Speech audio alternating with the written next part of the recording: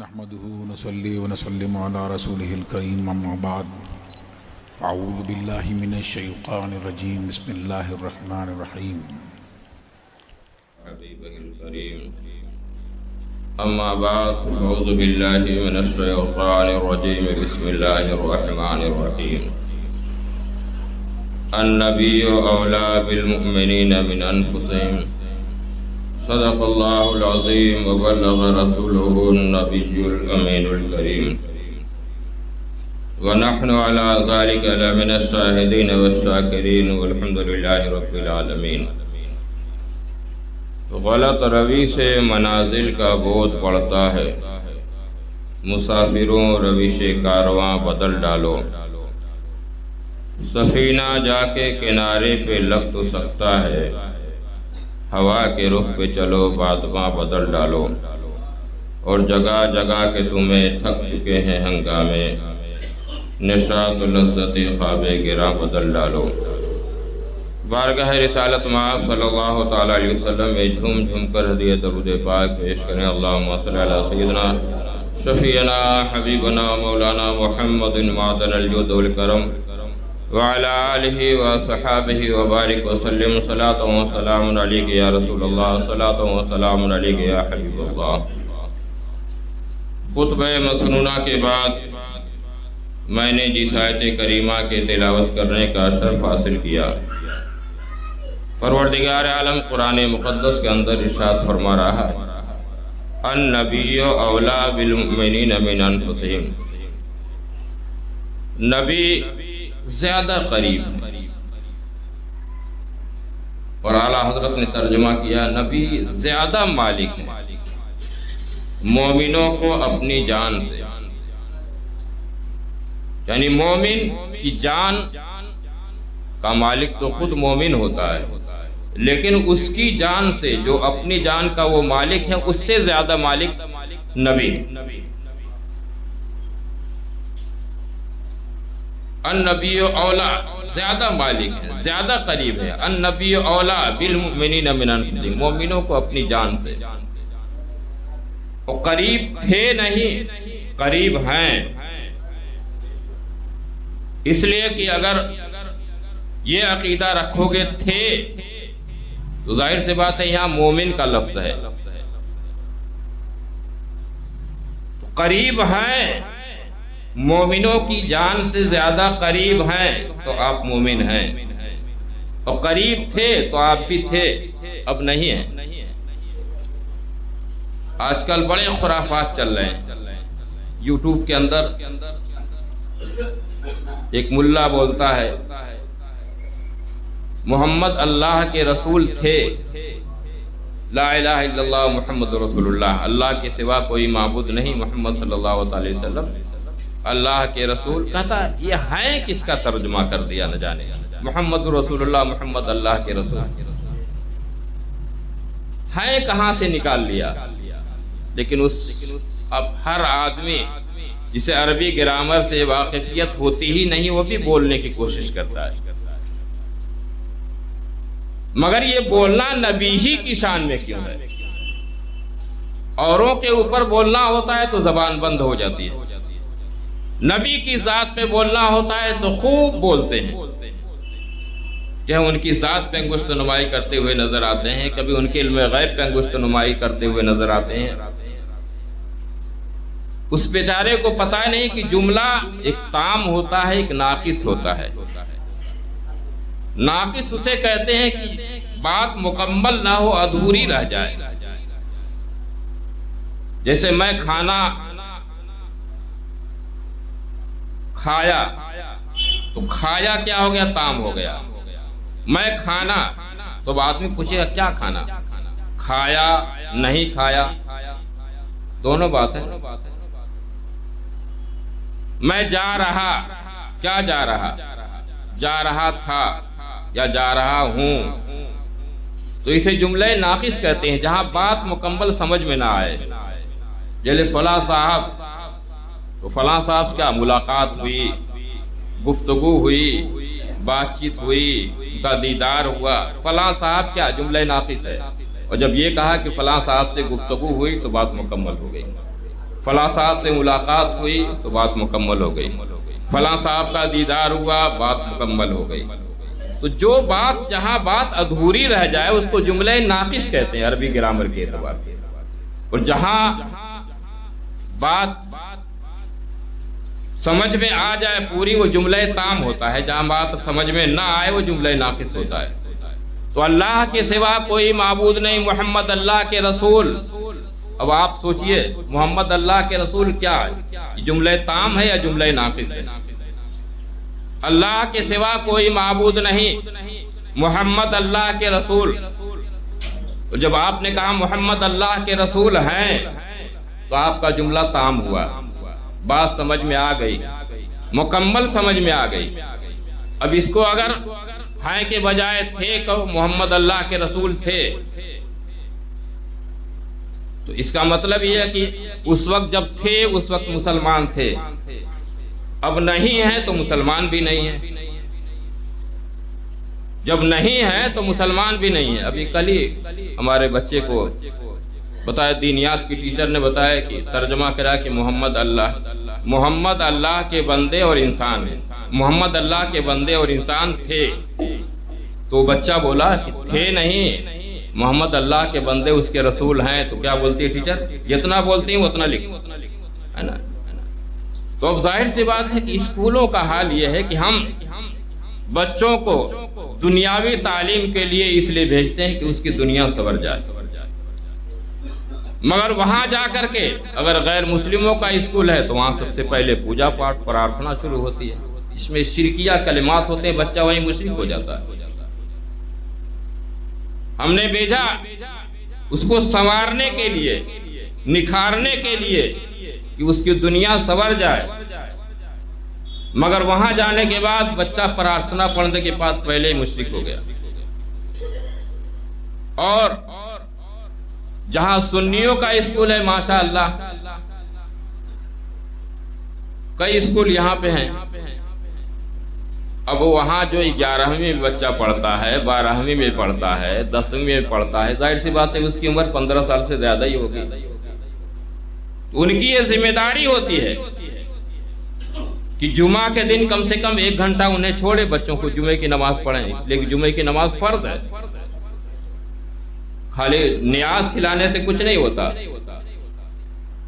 اب جتنے بچوں کی نمازیں چھوٹ رہی ہیں، ظاہر سی بات ہے گناہ کس کے اوپر ہو رہا ہے۔ میں جب مبارک پور اشرفیہ میں پڑھتا تھا تو وہاں پہ اعظم گڑھ میں سٹی مانٹیسری اسکول تھا، غیر مسلموں کا تھا، لیکن وہاں مبارک پور سے مسلموں کے بچے بہت زیادہ پڑھتے، بڑا اعلیٰ تعلیم، نیا اسکول کھلا تھا انگلش میڈیم سے، غیر مسلم کا تھا۔ ہمارے مسلم بھائی کو تو کچھ ہوش پوش نہیں رہتا، مگر وہ خود اتنی ذمہ داری کے ساتھ کہا کہ جمعے کے دن ہم ایک طالب علم کا انتظام کیجئے جو آ کے بچوں کو جمعے کی نماز پڑھائے۔ تو باقاعدہ اشرفیہ سے ایک بڑا بچہ ایک طالب علم جاتا تھا اور ان بچوں کو جمعے کی نماز پڑھاتا تھا۔ تو غیر مسلم تھا، یہاں تو مسلم ہے، سنی ہے، غوث و خواجہ کے دیوانے ہیں، ان کی ذمہ داری ہوتی ہے۔ بہت دنوں تک تو بچیاں، بالغ بچیاں جو 15 سال کی ہیں، 16 سال کی ہیں، وہ اسکرٹ پہن کے جاتی تھی، نیچے کچھ ہوتا ہی نہیں تھا۔ بہرحال اس کی طرف توجہ دلائی گئی تو اب تو پابندی یہ ہٹ گئی، سلوار پہن کے بھی جا سکتے ہیں، مگر اس کا تو کم سے کم خیال ہونا چاہیے کہ ان بچوں کی جمعے کی نماز، جو مسلم بچے ہیں، مسلم اسکول ہیں، وہاں جمعے کی نماز کا خیال نہیں ہوتا، کم سے کم چھوڑ دیا جائے جمعے کی نماز۔ بد مذہبوں میں اس چیز کا خیال ہے مگر عقیدہ برباد کرتے ہیں۔ کبھی بولتے ہیں غیر اللہ سے کچھ نہیں مانگنا چاہیے، شرک ہے، مزاروں پہ نہیں جانا چاہیے، کبھی اس طرح محمد اللہ کے رسول، محمد رسول بھی نہیں، اب تو رسول کا بھی ذہن سے نکل، اللہ کے بندے اور انسان تھے۔ کتنا یہ ایمان کو برباد کرنے والا جملہ ہے، یعنی تم رسول بھی ماننے کے لیے تیار نہیں، اللہ کے بندے اور انسان تھے تو تم مسلمان کہاں؟ جب وہ تھے تو تم بھی تھے، اب نہیں ہے تو تم بھی نہیں ہو، تم بھی کچھ نہیں ہو۔ اس لیے کہ النبی اولیٰ بالمؤمنین من انفسہم، نبی مومنوں کی جان سے زیادہ قریب ہیں، تو جب مومن اپنی جان سے زیادہ قریب سمجھے گا تو مسلمان رہے گا، اور جیسے جیسے دور کرتا چلا جائے گا وہ تھا کہتا چلا جائے گا۔ تو پھر اس کا ایمان سلامت نہیں، ایمان گیا۔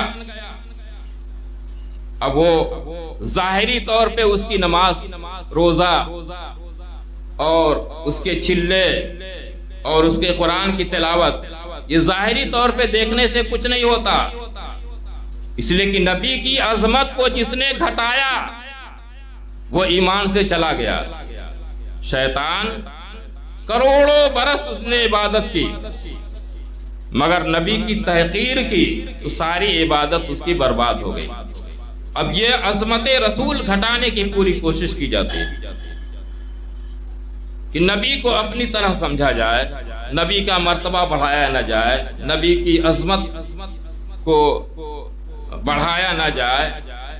تو ظاہر سی بات ہے کہ پروردگار عالم کا ارشاد ہے وَرَفَعْنَا لَكَ ذِكْرَكَ، اے محبوب صلی اللہ تعالی علیہ وسلم ہم نے تو آپ کا ذکر بلند کیا ہے۔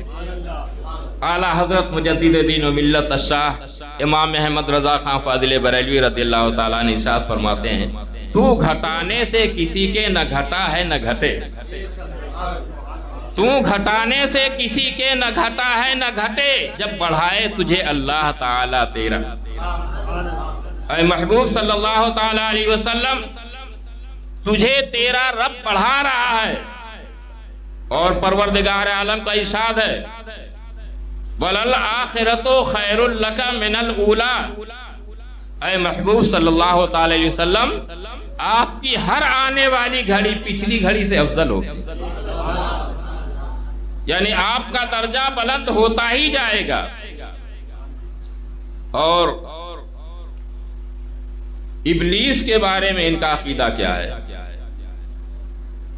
شیطان آ جاتا ہے نمازوں میں، صفیں درست کرو، بیچ میں جگہ ہوگی خالی ہوگی تو بیچ میں شیطان کھڑا ہو جائے گا اور ادھر کے نمازی کو جو ہے وسوسہ پیدا کرے گا، ہے نا، ڈسٹرب پیدا کرے گا، اس لیے جگہیں خالی نہیں ہونی چاہیے، یہ حدیث پاک بھی ہے۔ تو شیطان کے پاس اتنا پاور ہے کہ وہ چلا آتا ہے، شیطان کے پاس اتنا پاور ہے کہ پہنچ جاتا ہے۔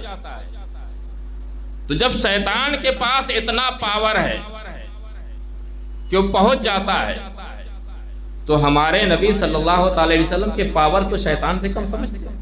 معاذ اللہ معاذ اللہ معاذ اللہ۔ ارے شیطان کو جب اللہ اتنا شیطان کے پاور ملا کہاں سے؟ اللہ نے اسے چھوڑ دیا، اللہ نے پاور دیا، ورنہ اللہ کے بن عطا کیے کسی کو کوئی پاور مل سکتا ہے؟ تو جس کے صدقے میں پوری کائنات عطا کی گئی، پوری کائنات بنائی گئی، اللہ تبارک و تعالیٰ اس نبی کو وہ پاور نہیں دے سکتا ہے کہ وہ اپنے چاہنے والوں کے گھر میں پہنچ جائیں، اپنے چاہنے والوں کے دل میں پہنچ جائیں، اپنے چاہنے والوں کی محفل میں پہنچ جائیں؟ تم شیطان کے بارے میں اتنا عقیدہ رکھتے ہو کہ ہر جگہ پہنچ جاتا ہے، اور جس نبی کا کلمہ پڑھتے ہو، جس نبی کے غلام ہو، اس نبی کے بارے میں عقیدہ ہے کہ مر کے مٹی میں مل گئے، معاذ اللہ، انہیں کچھ خبر نہیں، پیٹھ کے پیچھے کی خبر نہیں۔ تمہارا عقیدہ ہو تو میں تمہارا عقیدہ مبارک، ہمیں کیا لینا دینا تمہارے عقیدے سے؟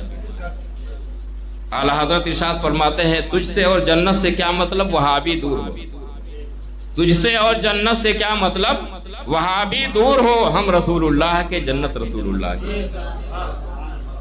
تمہارا عقیدہ جو ہو ہمیں لینا دینا کچھ نہیں ہے، مگر ہمارا عقیدہ ہے کہ ہمارے نبی زندہ ہیں، اللہ نے وہ پاور دیا ہے، اللہ کی عطا سے زندہ ہے، اور اللہ کی عطا سے وہ اپنے چاہنے والوں کی فریاد کو سنتے ہیں۔ ہمارے یہاں جائز ہے یا رسول اللہ انظر حالنا، یا حبیب اللہ اسمع قالنا، اے رسول اللہ، اللہ کے رسول صلی اللہ علیہ وسلم ہماری فریاد سنیں، ہمارے حال کو دیکھیں۔ اللہ کے رسول صلی اللہ علیہ وسلم اپنے چاہنے والوں کی فریاد بھی سنتے ہیں، ان کے حالات کو بھی دیکھتے ہیں، ان کی مدد بھی فرماتے ہیں۔ اور یہ تو حدیث پاک سے بھی ثابت ہے کہ جب انسان مر جاتا ہے تو مرنے کے بعد قبر میں جب اتارا جاتا ہے تو دنیا میں تو اسے بھیجا گیا تھا آخرت کی کھیتی کرنے کے لیے۔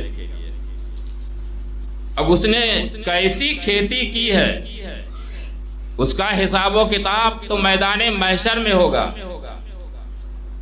مگر قبر میں سب سے پہلا امتحان ہوتا ہے، وہی سب سے اہم امتحان ہوتا ہے۔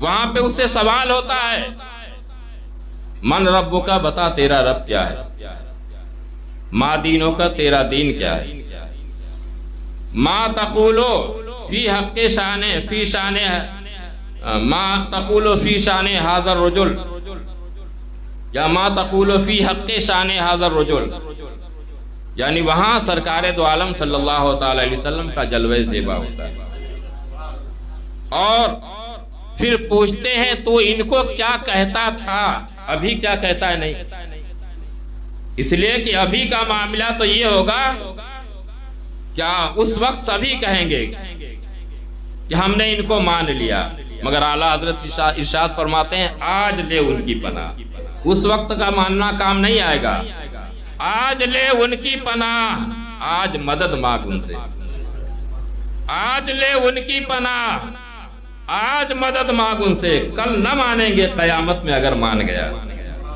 کل قیامت میں جب تم مان جاؤ گے تو وہ نہ مانیں گے، یہاں کا ماننا نہیں، وہاں تو سب مانیں گے، وہاں تو سب مانیں گے، وہاں کا ماننا کام نہیں آئے گا، یہاں مان، آج لے ان کی مدد، آج لے ان کی پناہ، آج مدد مانگ ان سے، کل نہ مانیں گے قیامت میں اگر مان گیا۔ تو اب قبر میں جو امتحان ہوگا وہ یہی امتحان ہوگا، اور اسی پہ فیصلہ ہوگا کہ تو یہاں کیا کہتا وہ نہیں، کل کیا کہتا تھا، اپنے اجتماعات میں کیا کہتا تھا، اپنی محفلوں میں کیا کہتا تھا، اپنے اسکولوں میں کیا کہتا تھا، کیا وہاں انسان کہتا تھا یا رسول کہتا تھا، اپنی طرح کہتا تھا یا غیب داں پیغمبر مانتا تھا، اللہ کا سچا رسول مانتا تھا؟ اگر دنیا میں کہتا تھا کہ وہ ہمارے غیب داں پیغمبر ہیں، اللہ کے محبوب ہیں، خاتم الانبیاء ہیں، رسولوں کے رسول ہیں، نبیوں کے نبی ہیں، سید الانبیاء ہیں، بے کسوں کے کس ہیں، بے بسوں کے بس ہیں، تو یہاں بیڑا پار ہو جائے گا۔ اور اگر دنیا کے اندر کہتا تھا ہماری طرح ہے، پیٹھ کے پیچھے کی خبر نہیں، تو وہاں اس کی زبان ہی بند ہو جائے گی، وہاں اس کی طاقت گویا ہی بند ہو جائے گی، صرف ہر سوال کے جواب میں یہی کہے گا ہاں لا ادری، ہاں لا ادری، ہاں لا ادری، افسوس میں کچھ نہیں جانتا، افسوس میں کچھ نہیں جانتا، اس لیے کہ اللہ تبارک و تعالی اس کی زبان کو بند فرما دے گا۔ یہی وجہ ہے کہ دنیا کے اندر نماز کے تعلق سے کہ کل اللہ تبارک و تعالی میدان محشر میں جب نماز کے لیے حکم دے گا تو جو یہاں نماز نہیں پڑھتے ہیں وہ سجدہ کرنا چاہیں گے، رکوع کرنا چاہیں گے، مگر ان کی پیٹھ اکڑ جائے گی، نہ ان سے رکوع ہو پائے گا نہ سجدہ ہو پائے گا۔ اس لیے یہ قرآن کی آیت ہے، اس لیے یہاں سجدہ کرو، پیشانی جھکاؤ کل، تاکہ وہاں رب کی بارگاہ میں سجدہ کر سکتا۔ تو جو دنیا کے اندر نبی کو مانتے تھے ان کا معاملہ تو یہ ہے، سرکار عاصی غازی پوری فرماتے ہیں آج پھولے نہ سمائیں گے کفن میں آنسو، یعنی ہر آدمی موت سے گھبراتا ہے، ہم ہوں آپ ہوں، اگر کوئی کہہ دے کہ تمہاری موت بالکل قریب آ گئی ہے تو وقت سے پہلے وہ مر جائے، یہ حالت ہو جائے، مگر جو عاشق مصطفیٰ ہوتے ہیں وہ بے چین ہوتے ہیں، وہ تو موت کا انتظار کرتے ہیں کہ جب موت آئے گی تو سرکار دو عالم صلی اللہ تعالی علیہ وسلم کا دیدار ہوگا۔ تو پوری زندگی بھر جس نبی کی محبت میں، جس نبی کے عشق میں، جس نبی کی عقیدت میں اپنی زندگی گزاری ہے، آج اس نبی سے دیدار کا وقت ہو گیا، دیدار کا وقت آ گیا ہے، آج اس نبی کے جلوہ زیبا کے دیکھنے کا وقت آ گیا ہے، رخ زیبا کے دیکھنے کا وقت آ گیا ہے۔ اسی لیے سرکار عاصی غازی پوری فرماتے ہیں آج پھولے نہ سمائیں گے کفن میں عاصی ہے شب گور میں اس گل سے ملاقات کی رات، یعنی آج تو قبر میں ہم اس نبی کا جلوہ زیبا دیکھیں گے جس نبی کو دیکھنے کے لیے ہم تڑپتے رہتے تھے دنیا کے اندر۔ اور حضرت مخدوم اشرف جہانگیر سمنانی رضی اللہ تعالیٰ عنہ جن کا اس شعر پہ وصال ہوا، حال آیا اور اسی شعر پہ ان کی جان نکل گئی۔ سیر بینت خوب ترزی دیگر نباشت کار، یار خندہ روت بجانب یار. یعنی اس سے بہتر دوسرا کام کیا ہو سکتا ہے؟ خوب ترزی دیگر نباشت کار، اس سے بہتر کوئی دوسرا کام ہو ہی نہیں سکتا. یار خندہ روت بجانب یار، کہ ایک دوست ہنستے ہوئے اپنے دوست کے پاس آئے، ایک دیوانہ ہنستے ہوئے اپنے محبوب کی بارگاہ میں جائے. خوب ترزی دیگر نباشت کار، یار خندہ روت بجانب یار، کہ دوست ہنستے ہوئے اپنے دوست کے پاس جائے. سیر بینت جمال جارا را، جہاں سپارت نگار خندہ را. خوب دل بھر کے اپنے محبوب کو دیکھے. سیر بینت سکم سیر ہو کر کے خوب دیکھے جمال جانا را، اپنے محبوب کے جمال کو، یعنی قبر میں خوب دیکھیں گے جمال جہاں را. اسی لیے اعلیٰ حضرت ارشاد فرماتے ہیں میری قبر اتنی گہری کھود دی جائے کہ میں کھڑے ہو سکوں. لوگوں نے پوچھا حضور آپ کا کوئی کام خلاف سنت نہ ہوا؟ جو بھی آپ فرماتے ہیں سنت کے مطابق، اس لیے کہ آپ کی ہر ادا سے نبی کی محبت ٹپک رہی ہے. آپ کا اٹھنا بولے نبی نبی، آپ کا بیٹھنا بولے نبی نبی، آپ کا چلنا بولے نبی نبی، آپ کا کھانا بولے نبی نبی، آپ کا پینا بولے نبی نبی، آپ کی ادائیں بولے نبی نبی، آپ کی گفتار بولے نبی نبی، آپ کی رفتار بولے نبی نبی، آپ کی سیرت بولے نبی نبی. نبی نبی عقیدت نبی میں پوری زندگی آپ کی گزری.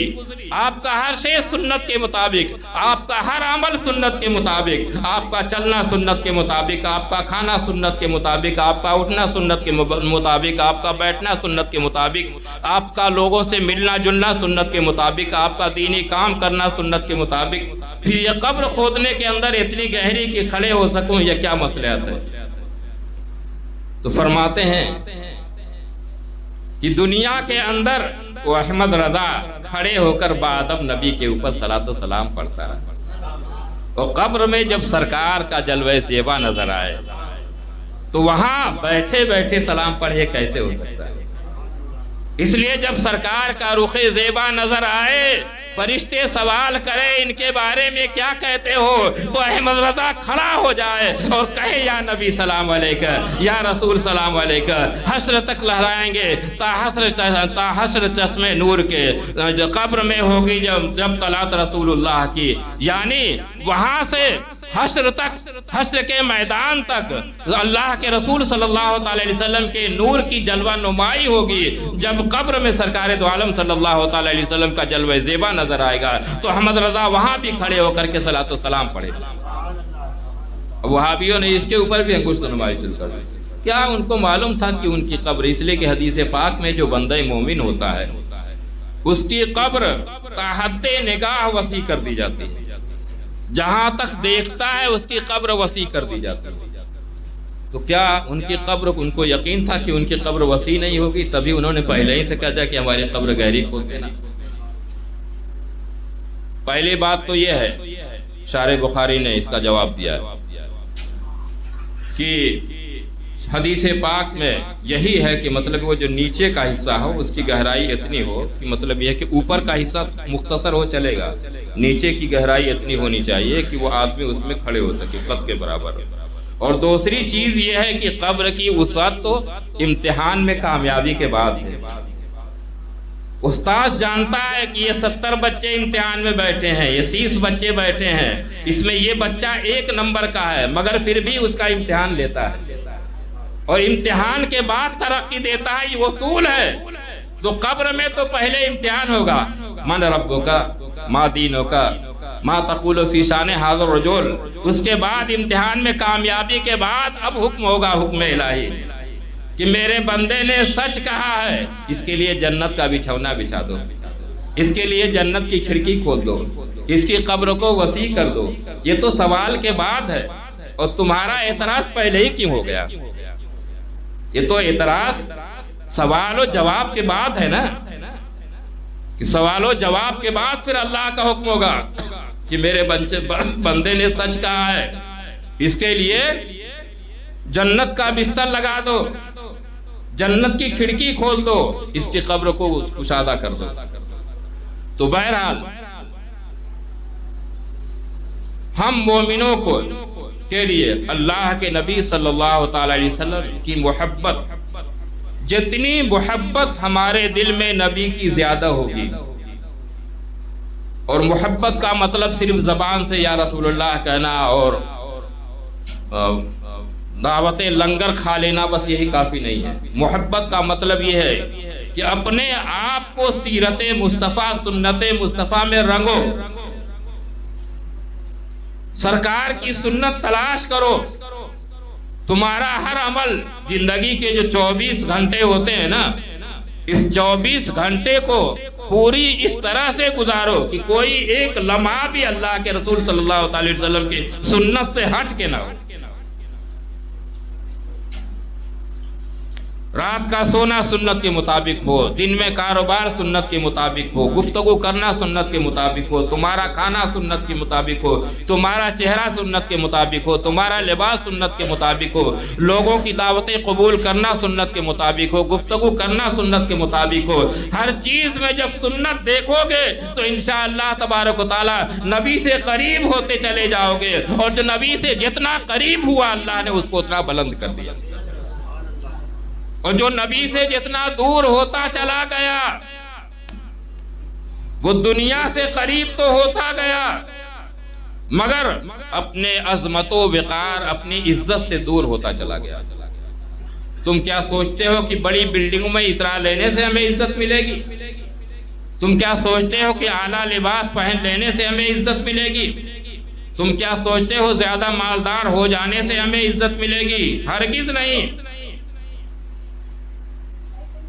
اعلیٰ لباس پہن لینے سے یا اونچی اونچی بلڈنگوں میں رہ لینے سے یا زیادہ دولت اکٹھا کر لینے سے عزت نہیں ملتی ہے۔ عزت ملتی ہے تو نبی کے قدموں میں ملتی ہے۔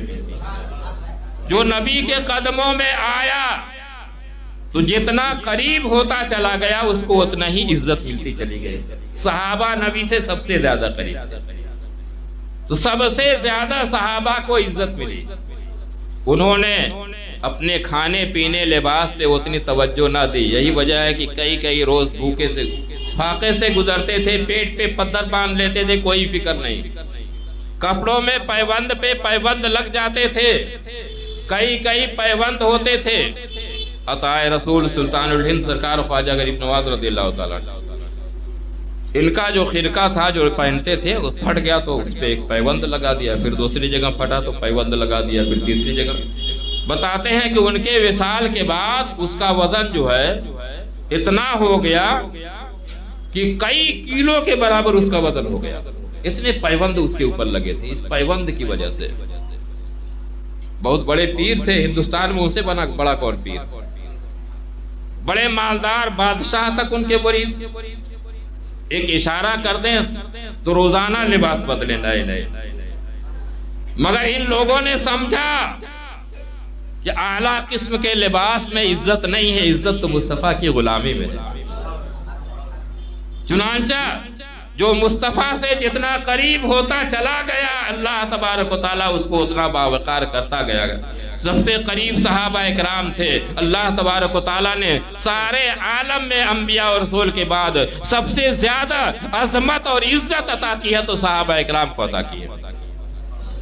صحابہ اکرام کے بعد پھر تابعین اکرام کو عزت و وقار ملا، ائمہ مجتہدین کو، اولیاء اکرام کو، اور اس کے بعد جتنے نیک صالح پرہیزگار ہوتے ہیں تو جو جتنے نبی سے قریب ہوتے ہیں، اور نبی سے قریب ہونے کے لیے النبی اولیٰ بالمؤمنین من انفسہم، نبی مومنوں کو جان سے زیادہ قریب ہے۔ مومن کا دل نبی کا گھر ہوتا ہے تو ظاہر سی بات ہے کہ نبی کیسے قریب ہوں گے؟ قریب ہونے کے لیے آپ کو سنت کے مطابق سنت کے سانچے میں اپنے آپ کو سنوارنا ہوگا۔ تو جب سنت کے سانچے میں اپنے آپ کو سنوار لوگے تو اس وقت تمہیں نبی کے قرب کا احساس ہوگا۔ کھانا کھاؤ گے تو نبی کے قرب کا احساس ہوگا، پانی پیو گے تو نبی کے قرب کا احساس ہوگا، سو گے تو نبی کے قرب کا احساس ہوگا، چلو گے تو نبی کے قرب کا احساس ہوگا، گفتگو کرو گے تو نبی کے قرب کا احساس ہوگا، اور بات چیت کرو گے تو نبی کے قرب کا احساس ہوگا، تمہاری سانسوں میں نبی کے قرب کا احساس ہوگا، تمہارے لمحوں میں نبی کے قرب کا احساس ہوگا۔ اور نبی کے قرب کا احساس ہوگا تو پھر وہ زندگی تمہاری وہ زندگی ہوگی کہ تمہیں ایسا سکون میسر آئے گا کہ دنیا سے بے خوف ہو جاؤ گے۔ اور جس دل میں نبی کا قرب نہیں ہوتا ہے تو معاملہ یہ ہوتا ہے کہ خود پریشان نظر آتا ہے، کبھی کسی الجھن میں ہے، کبھی کسی پریشانی میں ہے، کبھی کاروبار کی پریشانی میں ہے، کبھی مکان کی پریشانی میں، کبھی بیماری کی پریشانی میں ہے، کبھی گھریلو پریشانی میں ہے، کبھی معاملات کی پریشانی میں ہے۔ ہر آدمی الجھا ہوا ہے کسی نہ کسی پریشانی میں، مگر الا بذکر اللہ تطمئن القلوب، اللہ کے ذکر سے دلوں کو اطمینان ملتا ہے۔